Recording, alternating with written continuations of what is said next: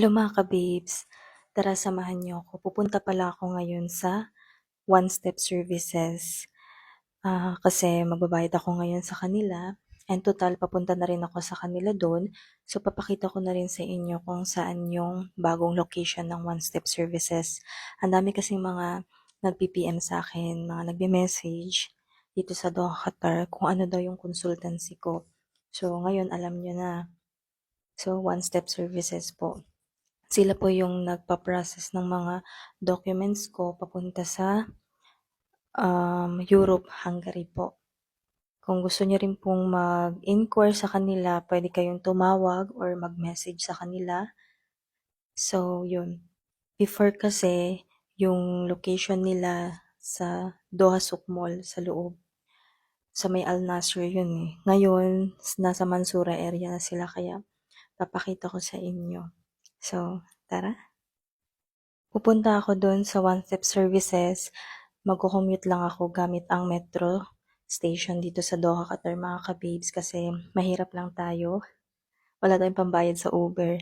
So, magbabike lang ako mga ka-babes mula dito sa bahay papuntang metro station. Ang malapit na metro station dito sa bahay ay yung Sport Metro Station. So, bago ang lahat, dahil mainit sa labas, kailangan muna natin magsuot ng sunglass at saka tayo ay magsusuot ng mask kasi mainit yung buga ng hangin dito sa Qatar. Tapos helmet kasi nga alam nyo na umihigpit na dito sa Qatar lahat ng mga gumagamit ng scooter or bike kailangan na magsuot ng helmet kaya kailangan natin sumunod sa batas dito sa Qatar. Tapos magsusuot ako ng jacket na makapal kasi sobrang init sa labas.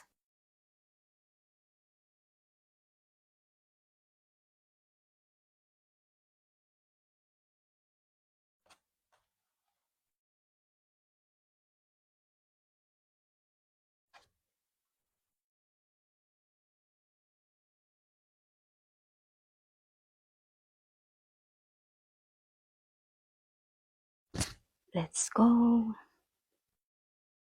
Labas na tayo. Outfit check. Ito yung suot ko mga ka-babes. Pupunta sa One Step Services. Grabe, ang init.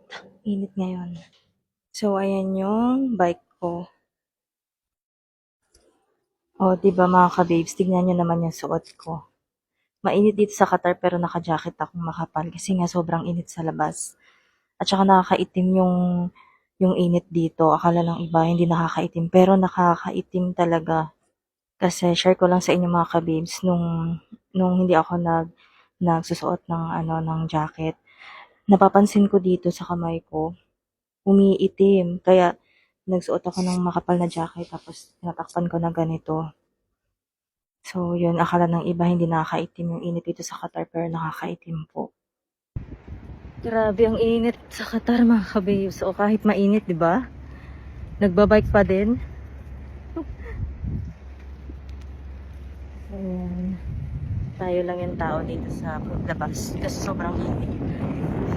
No choice dahil walang pamayad sa Uber. Minutes lang naman yung layo kapag nagbike ako mula bahay papuntang metro station. Ngayon, nandito na ako ngayon. Ayan yung Sport Metro Station. Dito na tayo sa Sport Metro Station mga kapage. Igol ko muna ng bike ko dito.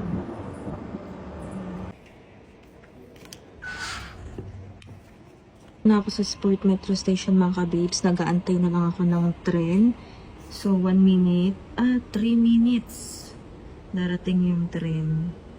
Nasa Sport Metro Station tayo. Bababa tayo sa Mine Cheryl. Closing. Stand clear. جاري غلق الأبواب. اترك مسافة كافية.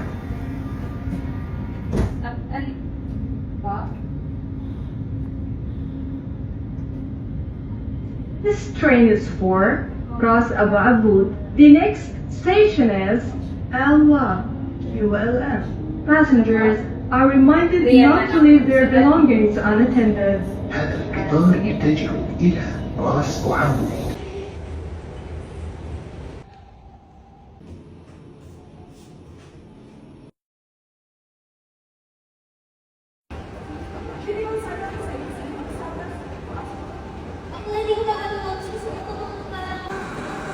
Kabibs, paglabas nyo ng metro, makikita nyo yung ganitong building. Yan, nakikita nyo yung building na yun, mga kabibs. Lakad lang kayo ng konti. Tapos, makikita nyo tong ISO.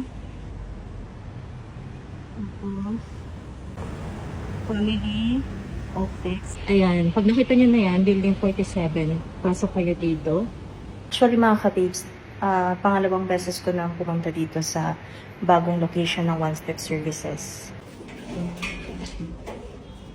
Anong floor nga ulit yun? Yung One Step Services mga kabibs, nasa floor 6 pala siya.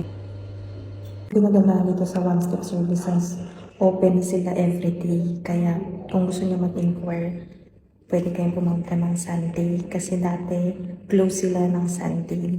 Pwede tayo ng kulang mga kabibs. Uwi na tayo. Tapos na magbayad. Kalas ang pera. Ubus na.